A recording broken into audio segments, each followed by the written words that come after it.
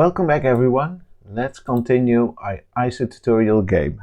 Let's see where we left off last time. So build and run our game.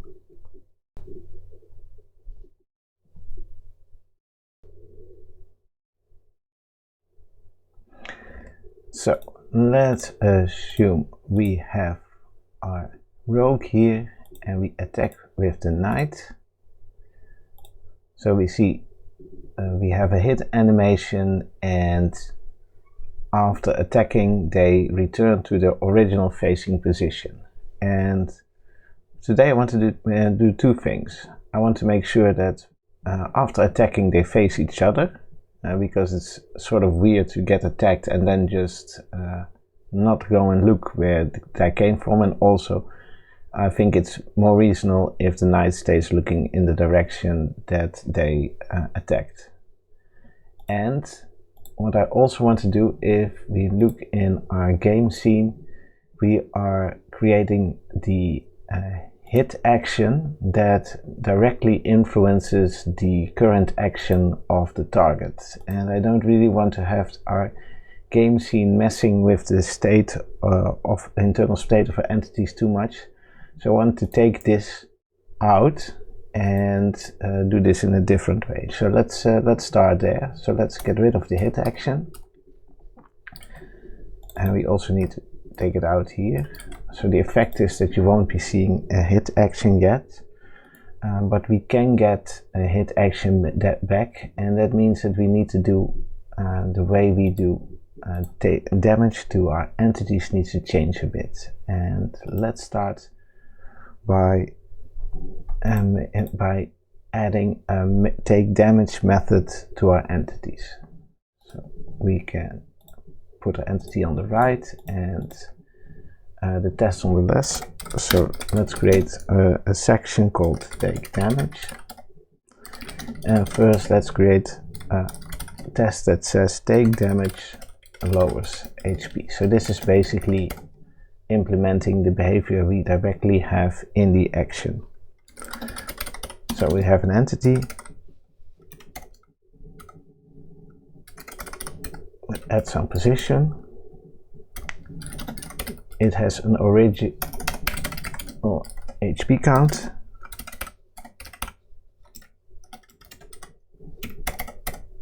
then we have an entity we call take damage,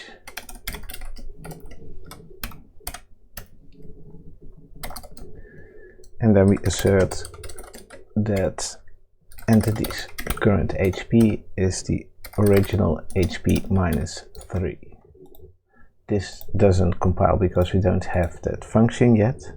So let's add it to our entity, and let's create a function called take damage that takes an amount. And now we can build and run our tests.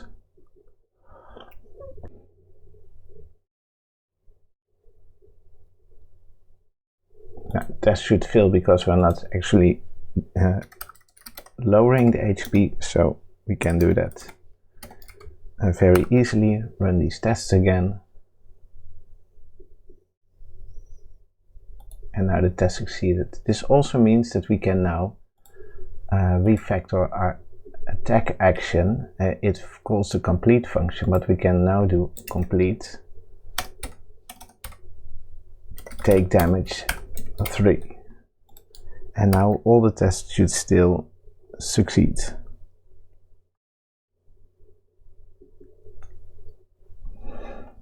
Okay, now how about that hit action that we were talking about?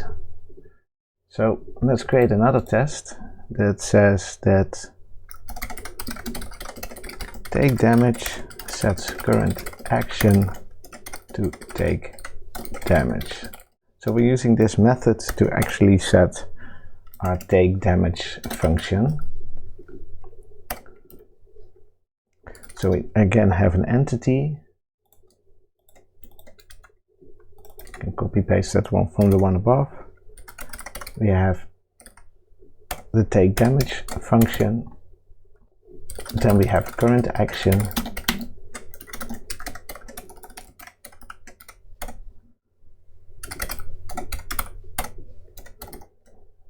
and we assert that current action is a take damage action. Oh, typo there. Let's run this test. And it fails, but we can fix it in our take damage method.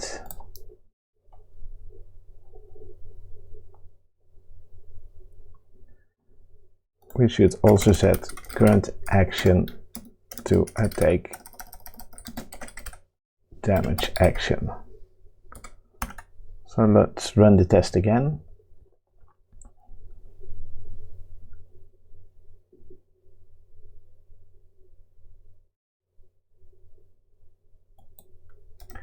Test passes. We can also see this in the game if we build and run.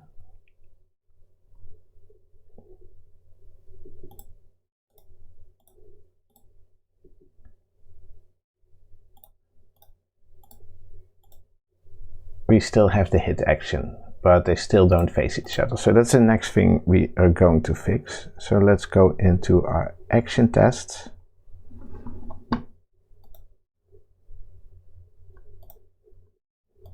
And create a new action called func test melee attack action.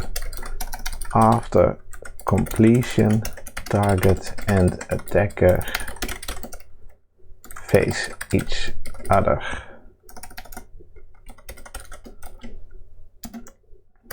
So we need an attacker.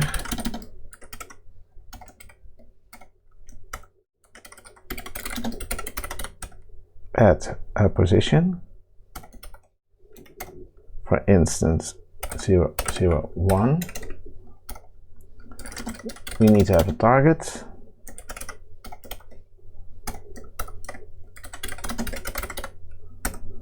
Also at a position, for instance 0, 0, 1, 1. Then we have a melee attack action that is targeting the target. We complete the action, and then we assert that the attacker's rotation is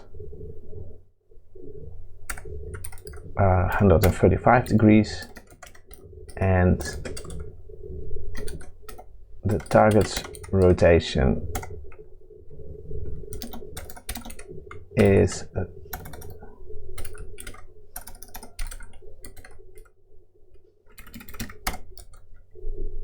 let's see, oh, this is an assert equal.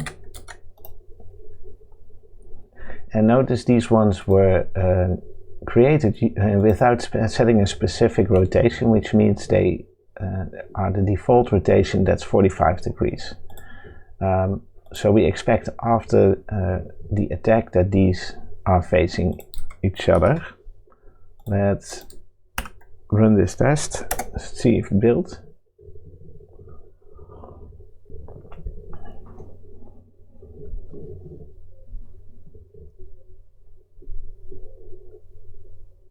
So it fails, but because indeed they are still at 45 degrees. So we need to do something to make them face each other. We can do that in our action, and we should do that in the complete function.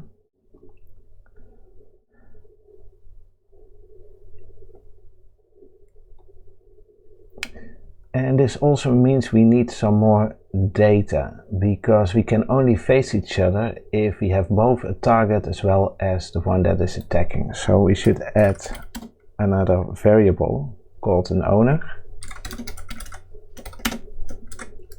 And this is an optional of type entity, and it's a weak variable to prevent retention cycles. Also, we can quickly fix this because the target should also be a weak variable. I always tend to forget this if we are working with reference types like entities, ones that are defined as classes.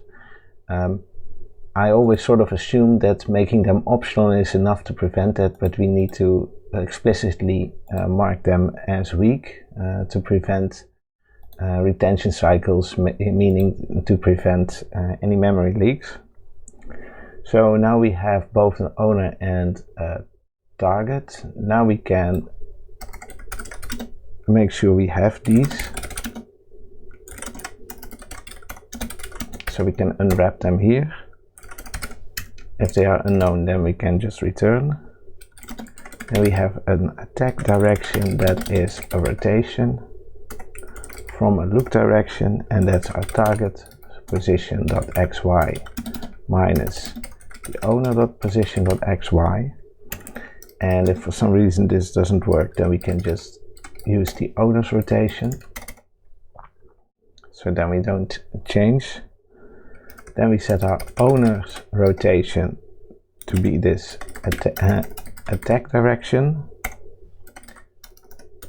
And we set the target rotation to our attack direction, but we rotate it 90 degrees once, and we rotate it 90 degrees a second time, basically meaning a 180 degree rotation, and that means that it's the opposite direction. So let's see if this helps.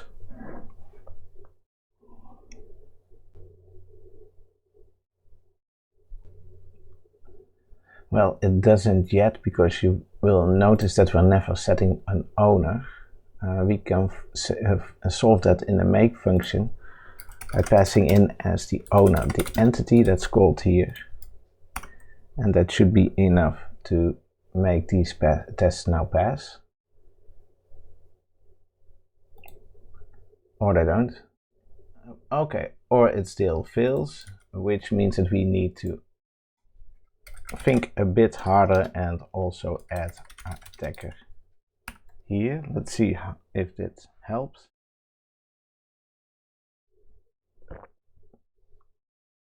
Okay, now this test succeeded. Let's see if this also has an effect in arcade.